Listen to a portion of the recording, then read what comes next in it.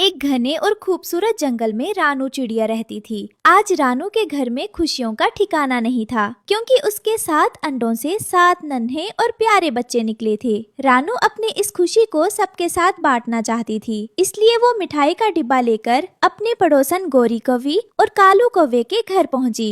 गोरी बहन, कालू भाई, देखो मेरे 7 अंडों से 7 प्यारे प्यारे बच्चे निकले हैं। लो मिठाई खाओ और मुंह मीठा करो। आज मैं बहुत खुश हूँ, पूरे जंगल में मिठाई बांटूंगी। गोरी कौवी गुस्से में मिठाई का डिब्बा हाथ से मारकर गिरा देती है। ले जाओ अपनी ये मिठाई और भाग जाओ यहाँ से। बड़े आए मुंह मीठा कराने। तेरे ये 7 बच्चे जब बड़े होंगे तो इस जंगल का सारा दाना पानी अकेले ही चट कर जाएंगे। तब हम कहाँ जाएंगे?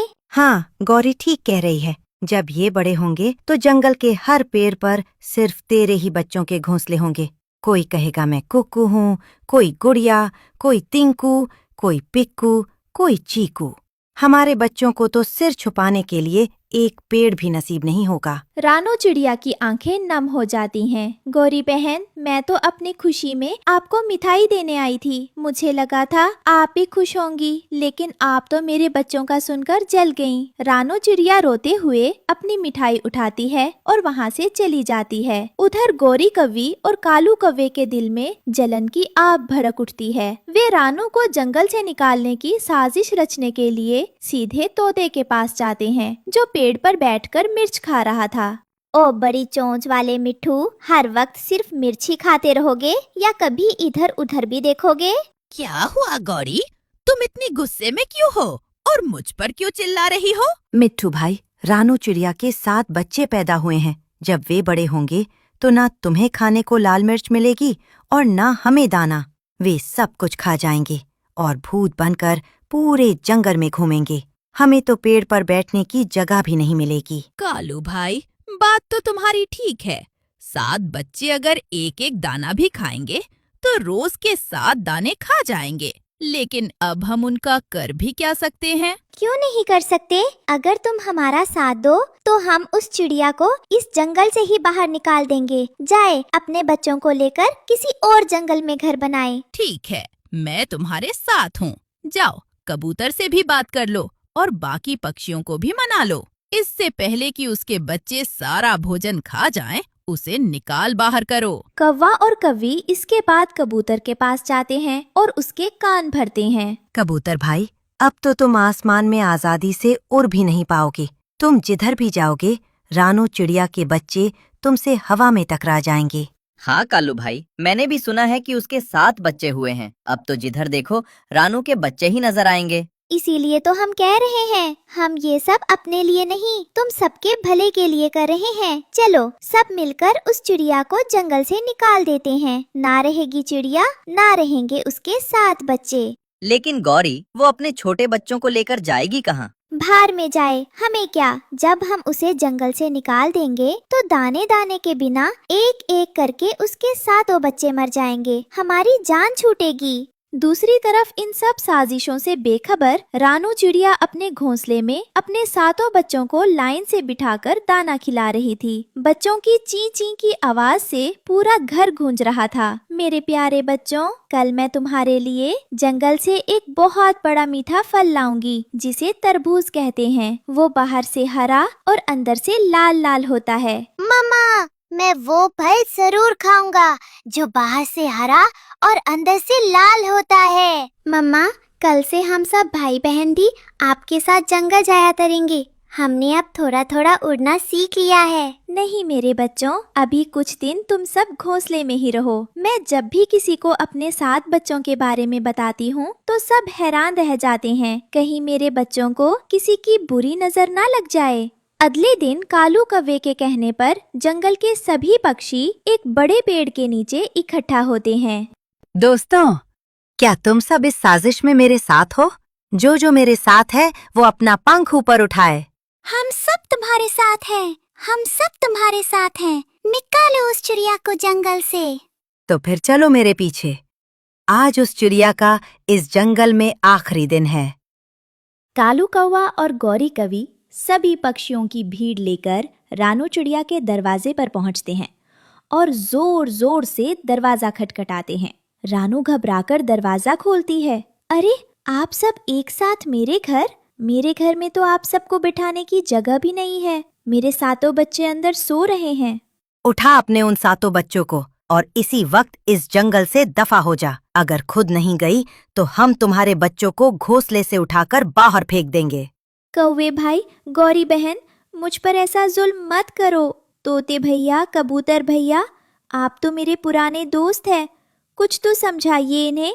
मैंने हमेशा हर मुश्किल में आपकी मदद की है। हाँ, एक बार जब मैं बीमार था तो तुम मेरे लिए दाना लाई थी, लेकिन उस एक दाने के बदले मैं तुम्हारे 7 बच्चों को जंगल का सारा भोजन नहीं खाने दे सकता। तुम्हारे बच्चे पूरा जंगल खा जाएंगे, यहाँ तक कि सूखी लकड़ियाँ भी चबा जाएंगे। हाँ रानू, कौवे ने ठीक कहा है। अपने बच्चों को लो और यहाँ से चली जाओ। तोते भाई, कबूतर भाई, मुझे कालू और गौरी से कोई गिला नहीं है। ये तो शुरू से ही मेरे दुश्मन थे। पर दुख इस बात का है कि आप मेरे बचपन के दोस्त होकर भी आज मुझे इस जंगल से निकाल रहे हैं। अब ये लंबी तकरीरें सुनाने की जरूरत नहीं है। सीधे सीधे जाती हो या मैं अंदर आकर तुम्हारे बच्चों को बाहर फेंकना शुरू करूं? मैं जा रही हूँ और मैं कभी लौट कर नहीं आऊंगी। मुझे भी ऐसे जालिम पक्षियों के बीच नहीं रहना जो मेरे मासूम बच्चों के दुश्मन हो। रानू चिड़िया रोते हुए अंदर जाती है और अपने बच्चों को उठाती है। मम्मा, हम ये घर छोड़कर क्यों जा रहे हैं? ये तो हमारा घर है ना? बच्चों, इस जंगल के पक्षी हमारे दुश्मन बन चुके हैं। उन्हें लगता है कि तुम उनका सारा दाना खा जाओगे। मम्मा, शायद हमारे ये अंकल और आंटी ये नहीं जानते कि दाना तो मेहनत से कमाया जाता है। हम किसी के भाग्य का छीन कर नहीं खाएंगे। चलो बच्चों, हमारे पास वक्त नहीं है। सब बाहर खड़े हैं। रानू चिड़िया आगे आगे उड़ती है और ज़ैर उसके 7 बच्चे पीछे पीछे रोते हुए उस जंगल को छोड़ देते हैं। तोता और कबूतर चुपचाप खड़े देखते रहते हैं। उनके दिलों में लालच था और वे चिड़िया के जाने से खुश थे। रानू चिड़िया उड़ते उड़ते एक नए और अनजान जंगल में पहुंच जाती है।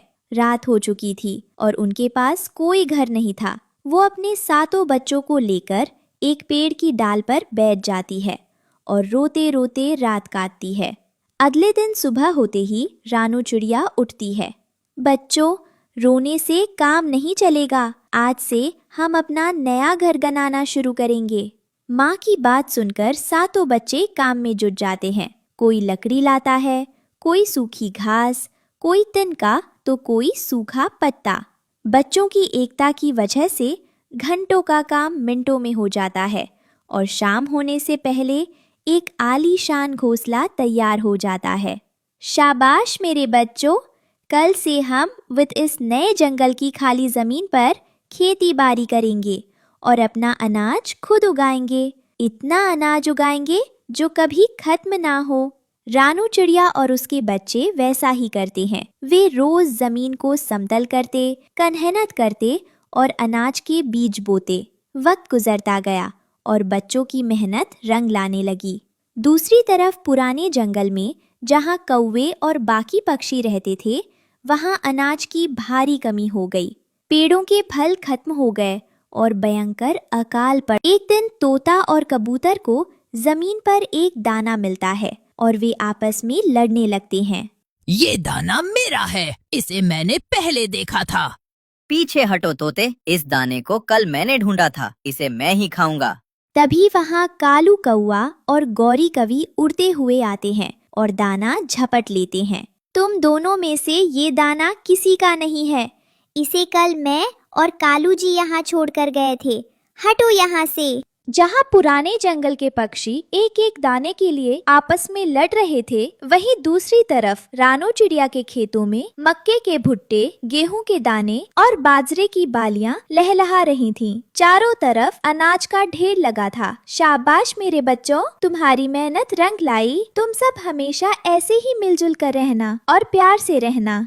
उधर पुराने जंगल में भूख से बेहाल गौरी कवि कालू से कहती है, कालू जी, आज तो तोते और कबूतर से छीन कर खा लिया, कल क्या खाएंगे? जब से उस मनहूस चिड़िया को निकाला है, जंगल को किसी की नजर लग गई है। हमारी खुशियाँ दुखों में बदल गईं। बेहतर होगा कि हम ये जंगल छोड़ दें। अगले दिन पुराने जंगल के सभी पक्षी इकट्ठा होकर भूख के मारे वो जंगल छोड़ देते हैं। वे सब उड़ते उड़ते इत्तेफाक से उसी नए जंगल में आ पहुंचते हैं जहां रानू चिड़िया रहती थी। दोस्तों देखो, यहाँ तो अनाज ही अनाज है। गेहूं और मक्के के कितने सारे पौधे हैं। चलो जल्दी से यहाँ बैठकर पेट भरकर अनाज खाते हैं। जैसे ही सब पक्षी दाना चुगने के लिए बैठते हैं, रानू चिड़िया अपने 7 बच्चों के साथ एक बैलगाड़ी लेकर वहाँ पहुँच जाती है। रुक जाइए, आप सबको यहाँ किसने बुलाया? निकल जाइए यहाँ से। ये खेत मेरा है। ये मेरी और मेरे बच्चों की दिन रात की मेहनत है। चिड़िया, क्या ये सच कह रही हो? क्या ये सारे खेत तुम्हारे हैं? हमने सोचा था तुम्हारे 7 बच्चे जंगल खाली कर देंगे, लेकिन तुम्हारे 7 बच्चों ने तो इस खाली जंगल को अनाज का भंडार बना दिया। कौवे अंकल, हमने मेहनत की है। आप सबने तो हमें बेघर करके निकाल दिया था, लेकिन ऊपर वाले ने हमें नया घर भी दिया और ढेर सारा अनाज भी। चिड़िया बहन, हमारे जंगल में भोजन खत्म हो चुका है। हम भूख से मर रहे हैं। क्या हम कुछ दिन तुम्हारे इस जंगल में रह सकते हैं? सभी पक्षी शर्म से सिर झुका लेते हैं। रानू चिड़िया उन्हें देखती है और मुस्कुराती है। मेरे दोस्तों, मेरा दिल आप लोगों की तरह छोटा नहीं है, बहुत बड़ा है। आप चाहें तो मेरे इस खेत से जितना मन करे उतना अनाज ले सकते हैं। मैं आपको कभी नहीं रोकूंगी। रानू चिड़िया का इतना बड़ा दिल देखकर सभी पक्षी पानी पानी हो जाते हैं। उन्हें अपनी पुरानी घिनौनी हरकत पर बेहद पछतावा होता है और वे शर्मिंदा होकर रानू से माफी मांगते हैं।